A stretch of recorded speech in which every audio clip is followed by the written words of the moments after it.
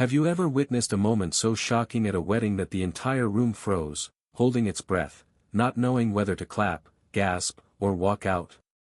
Stay with me until the end of this story, because what happened to this bride on her wedding day will not only make your heart ache but also leave you with a sense of justice you never saw coming.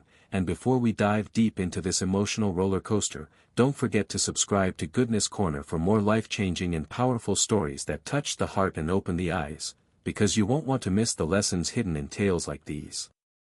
The story begins on a golden Saturday morning in New York, inside one of the most luxurious ballrooms the city had ever seen, a place dripping with gold chandeliers, velvet carpets, and arrangements of imported white lilies flown in from Italy just to celebrate the union of a powerful couple. The bride, Amelia Grant, wasn't just any woman. She was the heir to her father's multinational construction empire, a company valued at $950 million, and the wedding wasn't simply about love, it was about business, contracts, partnerships, and the merging of two empires. She had been raised in a world where appearances mattered, where trust was currency, and where honor was worth more than diamonds, but deep down, Amelia was also a woman who longed for real love, respect, and acceptance. Her groom, Adrian Blake, came from a family known for their sharp business tactics and ruthless climb up the corporate ladder. His parents, in particular, were infamous for their arrogance, and though Adrian had always seemed kind in Amelia's eyes, she could never quite ignore the subtle sneers and cold stares from his family every time she entered the room.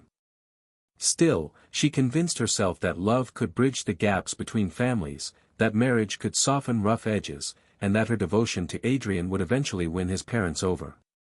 She had no idea how wrong she was.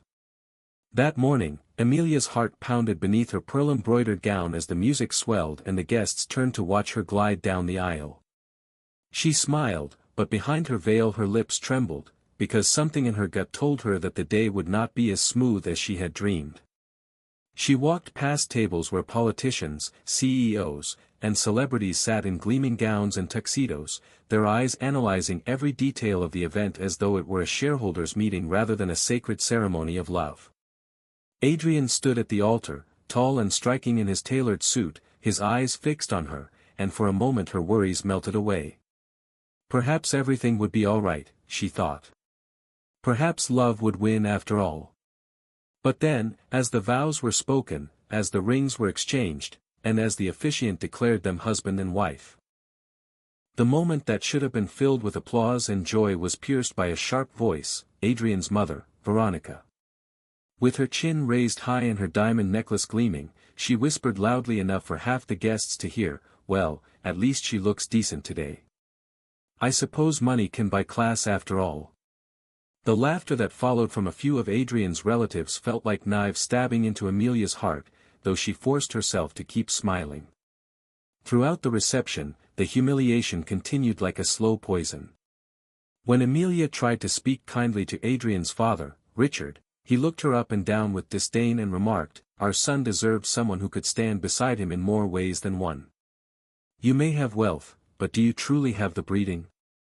Guests nearby shifted uncomfortably, some whispering, others pretending not to hear, but Amelia's cheeks burned red as she excused herself to the powder room, holding back tears.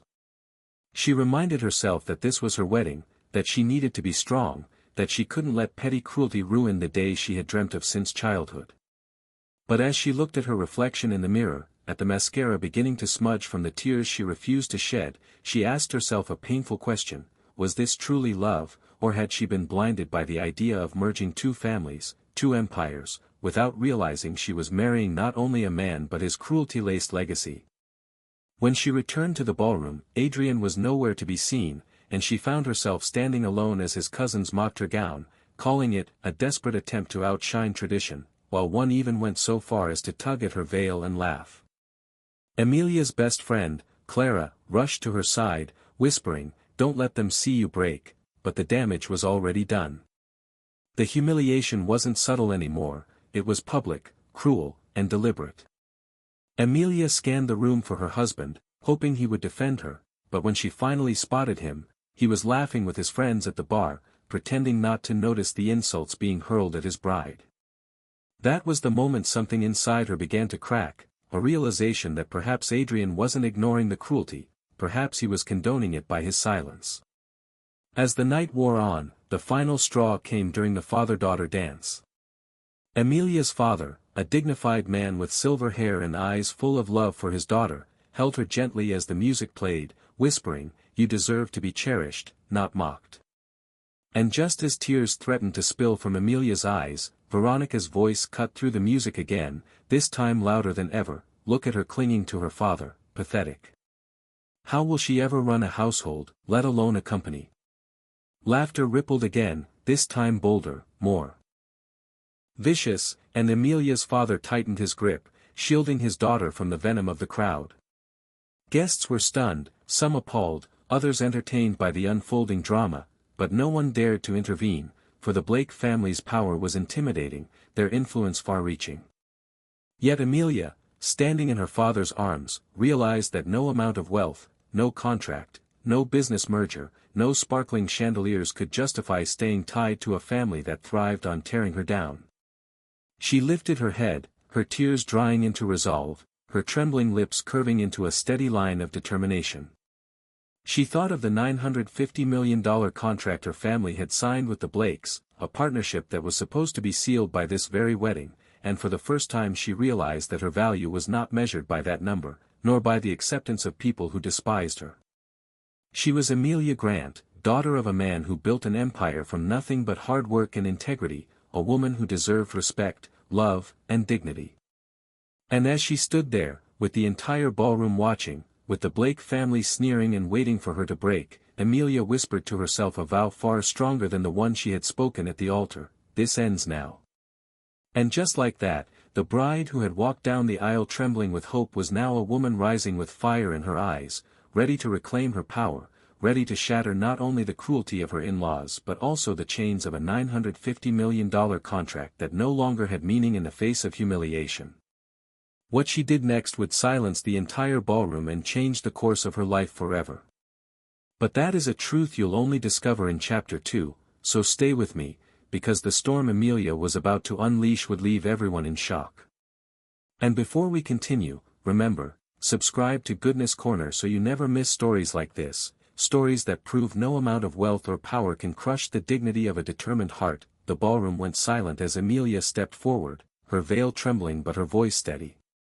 She lifted the microphone meant for toasts and said, "To the Blake family, I came here as a bride, but I leave as a woman who knows her worth. My father built his empire with honor, not cruelty. Today, with all witnesses present, I am ending the $950 million contract between our families. Consider it dissolved." Gasps echoed as Richard's face drained of color, Veronica's sneer vanished, and Adrian stood frozen, unable to defend her. Emilia removed her ring, set it gently on the table, and walked out with her father's arm linked in hers, her dignity intact. The guests erupted, not in laughter this time, but in applause. And remember, for more stories that prove courage outshines wealth, don't forget to subscribe to Goodness Corner.